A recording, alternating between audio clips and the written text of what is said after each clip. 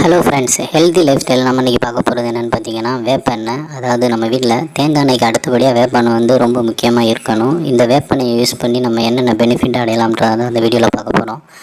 வேப்பெண்ணெய் வந்து பொதுவாக நம்ம எதுக்கு யூஸ் பண்ணலாம் பார்த்தீங்கன்னா, நம்ம தலையில் பெயின், பொடுகு, அப்புறம் முடி கொட்டுறது அதிகமாக இருந்துச்சுன்னா இந்த மாதிரி காரணத்துக்கு வேப்பெண்ணெய் யூஸ் பண்ணலாம். இந்த வேப்பெண்ணெயை வந்து நீங்கள் மாதத்துக்கு ஒரு தடவை உங்கள் தலையில் தேய்ச்சி நல்லா மசாஜ் பண்ணி குளித்து வந்தீங்கன்னா உங்களுக்கு அந்த பொடுகு பிரச்சனை, முடி கொட்டுறது, அந்த அரிப்பு, இந்த பிரச்சனை எல்லாம் சரியாயிடும். அதுபோக வந்து இது வந்து உடம்புக்கு வந்து நல்ல ஒரு குளிர்ச்சியை கொடுக்கும். ரெகுலராக யூஸ் பண்ணக்கூடாது, மாதத்துக்கு 1 டைம் தான் யூஸ் பண்ணணும். யூஸ் பண்ணிவிட்டு நல்லா சீயக்காய் போட்டு, இல்லை நீங்கள் எப்போயும் ரெகுலராக யூஸ் பண்ணுற ஷாம்பு போட்டு நல்லா ஹேரை வாஷ் பண்ணிடணும். நீங்கள் எண்ணெய் தேய்ச்சலேருந்து ஒரு 1/2 hour 1 hour வச்சுட்டு நீங்கள் குளிச்சிடணும்.